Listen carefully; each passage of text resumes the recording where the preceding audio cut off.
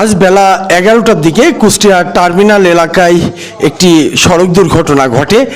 বাসের ধাক্কায় স্বামী স্ত্রী গুরুতর আহত হয়। তাদের উদ্ধার করে কুষ্টিয়া জেনারেল হসপিটালে আনা হলে দায়িত্বরত চিকিৎসক এই ব্যক্তিকে মৃত ঘোষণা করেন। এখনো পর্যন্ত তাদের পরিচয় শনাক্ত করতে পারেনি কেউ। মর্গে আছে যিনি নিহত হয়েছেন এই ব্যক্তির নাম পরিচয় এখনো পাওয়া যায়নি। তার বয়স আনুমানিক 65 বছর হতে পারে এবং তার স্ত্রী কুষ্টিয়া জেনারেল হসপিটালের 6 নম্বর ওয়ার্ডে চিকিৎসাধীন আছে। সে অচেতন অবস্থায় এখনো আছে, এখনো তার জ্ঞান ফিরেনি এবং তার স্বামী কিন্তু মারা গেছেন। তার লাশ কুষ্টিয়া জেনারেল হসপিটালের মর্গে আছে। মানে ওনার লাগাই হয়েছে, এই চোরাশি অ্যাক্সিডেন্ট করছে, আমি গাড়িতে অ্যাক্সিডেন্ট পরিচয় পাওয়া যাচ্ছে না। ওনার স্বামী মারা গেছে, উনি বাইসে আছে, কোনো রকম বাইসে আছে না, পরিচয় পাওয়া যাচ্ছে না। ওনার বাড়ি টাড়ি কনে জিজ্ঞেস করতে কয়ে পারতে না, বমি করতে, রক্ত বাড়াচ্ছে, বমি করতে। আমার কারণ কোনো রকম আইনে আইরে এই যে হাসপাতালে বসাইছে, অনেক ট্রিটমেন্ট করতেছে। ওনার এখনো পরিচয় পাওয়া যায়নি, উনি আমার শুয়ে আস, কেউ নেই, আমি একলাই বসে আছি ওনার কাছে। আমি কি করবো?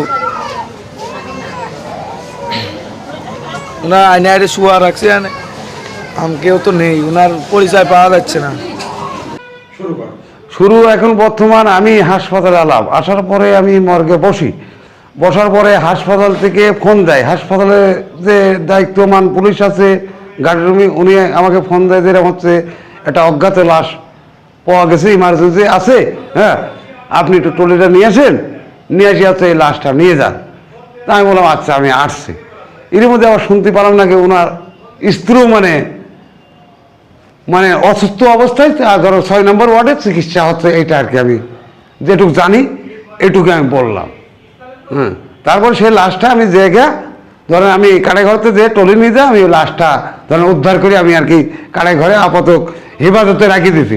যারই হোক ওয়ারেস হলে যাতে তার স্বজনদের কাছে লাশটা পৌঁছায় যায়, এই আমার বক্তব্য। সে এখনো পরিচয় পাওয়া যায়নি।